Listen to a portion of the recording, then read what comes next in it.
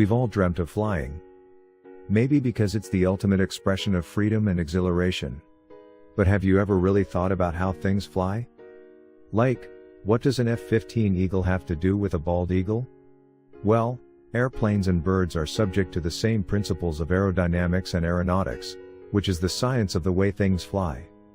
We thought it would be fun to look at the way a bald eagle flies. So, come along with us on the journey of flight.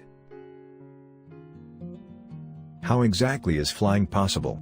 Let's freeze the video and take a closer look at the eagle. The simplest case to explain is for a bird that is already flying. In order to fly, two things must be true. 1. The thrust, or forward movement, must be greater than the drag, or wind resistance. And 2. The lift created by the wings must be greater than the bird's weight. These are called opposing forces. Wind adds another element to flying. In the simplest of terms, forward speed of the bird, plus or minus the wind direction, is equal to the speed of the airflow across the wing, otherwise called airspeed. The bird's movement, along with any wind, creates airflow over the wing, which in turn creates lift, an upward force. Lift is the vital component that offsets the bird's weight and makes flight possible.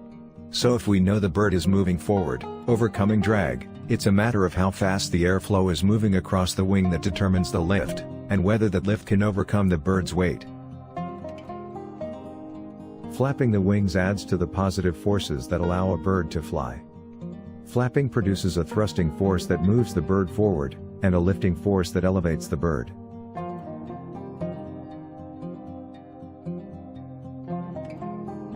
When a bird has enough lift to fly, it can simply coast, or soar.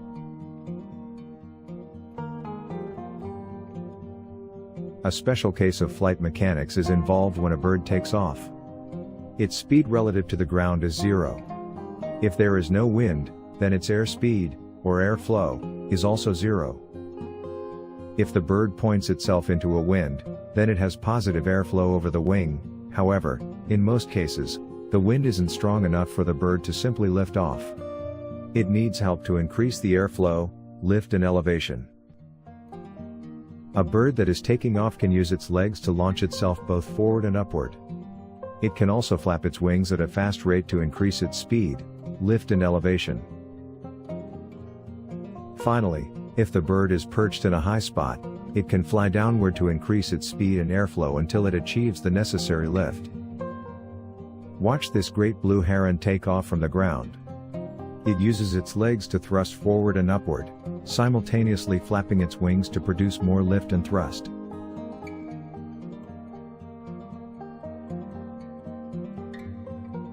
Here we see the bald eagle named Liberty taking off in the same manner, using her legs to thrust forward and upward, simultaneously flapping her wings to produce more lift and thrust.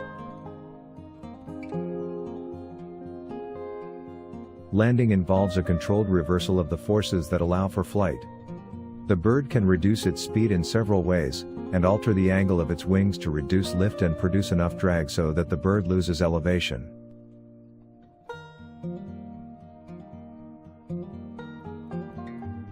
Many times a bird will land into the wind so it can touch down with a minimum speed relative to the ground.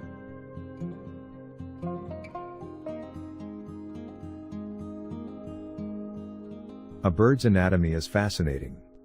Let's take a closer look at 3 specific anatomical systems related to aerodynamics. Namely, the skeleton, or bones, the muscles, and the feathers. We'll start at the base of the bird's anatomy, the supporting structure of the skeleton. The following are summaries for the Cornell Lab of Ornithology anatomical descriptions, provided with these illustrations. The carpometacarpus and digits are bones corresponding to the human hand. They provide the attachment point for the primary flight feathers, and muscles that control the movements of the outer wing. The ulna is the thicker of the 2 forewing bones. It provides the attachment point for the secondary flight feathers. The radius is the thinner of the 2 forewing bones. It connects via a saddle joint to the humerus bone, allowing the forewing to pivot independently of the shoulder. The humerus is the thickest bone of the wing. It connects to the body in a ball and socket joint that allows great flexibility and wing position. Next, let's look at the muscular system of the bird. Here's a diagram of the entire muscular system. Let's focus on two specific muscles which are very important to flight. The pectoralis is a large breast muscle that connects to a bird's sternum. It provides the power for flapping the wings on the downstroke. This muscle can be up to 30% of a bird's weight. The supracoracoideus is a muscle that provides the power for flapping the wings on the upstroke. It is connected to the humerus by a pulley-like ligament to aid in the smooth and efficient wing movements. The bald eagle uses its breast muscles, or flight muscles, among a network of hundreds of muscles, ligaments and tendons, to flap their wings, and give them the thrust to move through the air and fly. Now, let's look at the very important anatomy of the feathers. Here's a diagram of the various types of feathers all across a bird's body. We'll remove most layers to focus on the feathers with the most impact on flying. These include the primary feathers, the secondary feathers, the wing covert feathers, and the tail feathers, also called rectrices. The primaries, or primary feathers, are stiff feathers on the outer portion, or hand, of the wing that generate forward thrust during flight. The secondaries, or secondary feathers, are stiff feathers on the inner, to middle portion, or forearm, of the wing that generate lift during flight. The covert feathers smooth the airflow past the leading edge of the wing. And finally, the tail feathers at the rear of the bird. Tail feathers are stiff, and arranged in symmetrical pairs on either side of the midline. Most birds have 6 pairs, but only the central pair is attached to the bone with ligaments. The tail feathers help to steer the bird in flight. First, let's look at the detailed parts of a feather. Note the central shaft, otherwise known as the quill, the calamus, or the rachis. Note the vein to either side of the shaft. And for this feather, the notch in the posterior vein. Let's take a closer look at the actual feathers of a bald eagle. The flight feathers, or remiges, consist of the 10 primary flight feathers located on the outer part of the wing, and 16 secondary flight feathers located on the inner part of the wing. A new flight feather can take 40 to 50 days to grow to its full length. The outer wing feathers, or primaries, are pointed. Of these, the outermost primaries show an obvious notch in the vein. Above the notch, the tip of the feather is narrow and finger-like. This allows the feather tip to twist, generating lift during soaring. The veins of primary feathers are very unequal, with the inner vein much broader than the outer. The inner flight feathers, or secondaries, are rounded and the veins are more similar in size on both sides of the shaft. The secondary feathers lack a notch. These are the tail feathers of a sub-adult bald eagle, on the left, and an adult bald eagle, on the right. The white head and tail feathers of a bald eagle make it one of the easiest birds to identify, but those white feathers don't come right away. A juvenile bald eagle will start out with head and tail feathers that are mostly brown, with some white splotches, and then gradually gain more white each year, until maturity at age 5. Let's continue our journey as we study how an eagle flies. So how does all of this relate to a baby eagle, called an eaglet, when it learns to fly? And what things does an eaglet have to do to get ready to fly? Let's take a look at that. Each eagle is born from an egg. As the eaglet grows, it goes through several stages of feather growth, changing color in each stage. The eaglet grows from a height of 3 inches to 3 feet in a matter of about 12 weeks. While nearly full-grown in their first 3 months, it will take the young eaglets another 5 years to develop the white head and tail feathers like their parents. As the eaglets grow, they practice moving and flapping their wings, which in turn strengthens their flight muscles. This activity is so important that the eaglets would not be able to fly without months of this repeated exercise.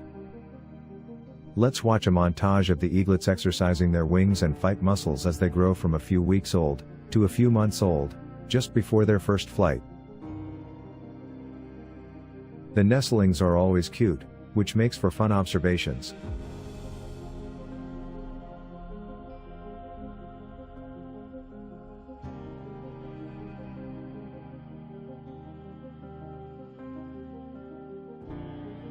About 7 weeks after hatching, the eaglets are still practicing their flapping and strengthening their muscles. Only this time, they add small hops and jumps that simulate the action of takeoffs. Eventually they will add brief hovers just inches above the nest. Close observers will notice that the eaglets tend to practice their flapping more frequently when the wind picks up at the nest. The eaglets will usually face the wind, and then flap, adding steps, hops and hovers as the days go by.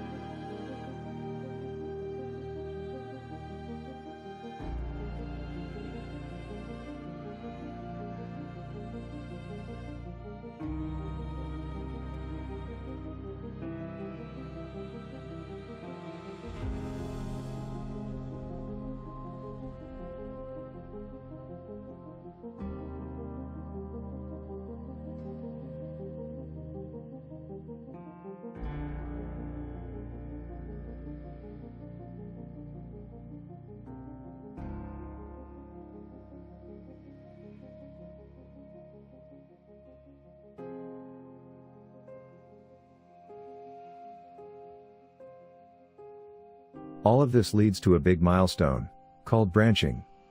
This usually occurs before the eaglet takes its first real flight. Branching occurs when an eaglet can either walk out on a tree limb away from the nest, or make a brief 2 to 5 foot hop and flight to a branch just above the nest.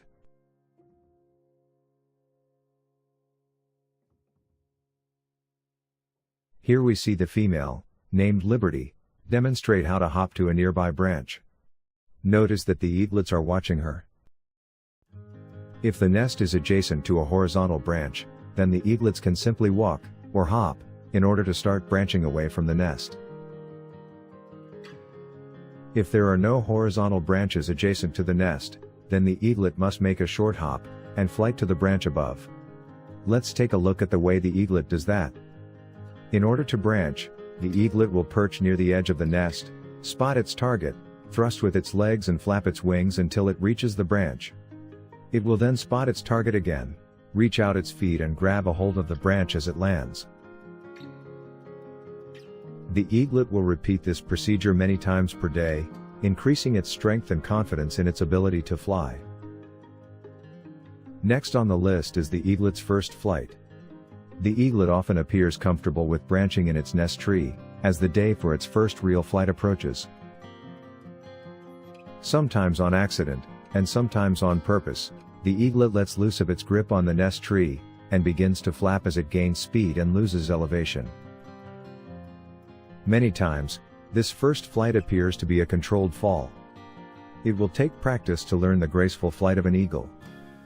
Once the eaglets have made their first flight, there is much to learn in a few short weeks before they're on their own. Like takeoffs, of all kinds.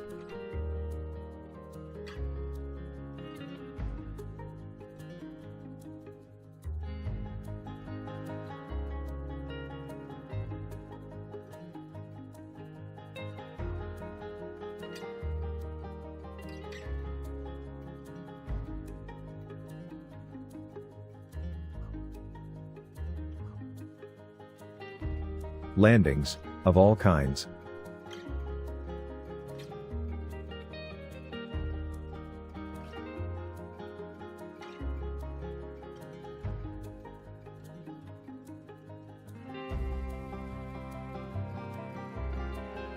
Soaring.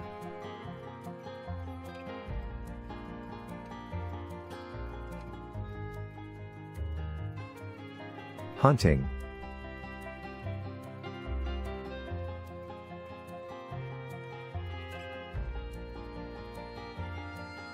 chasing,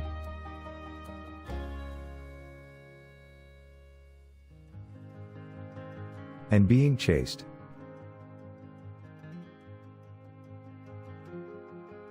Life will be competitive for these eaglets once they're on their own, but they will have the best training possible from their parents.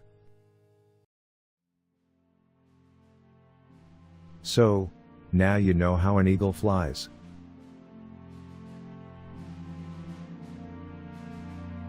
Its grace and strength are a wonder to behold.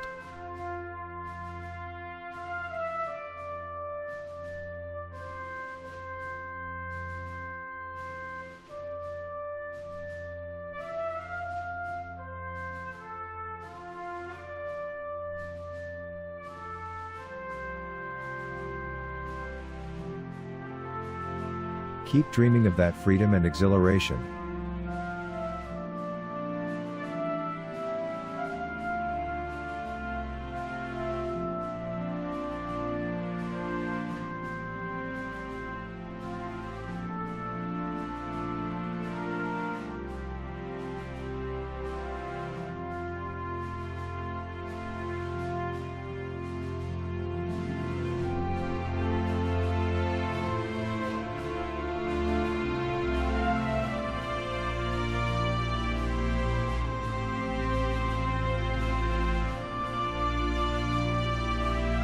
When you can, go ahead and fly.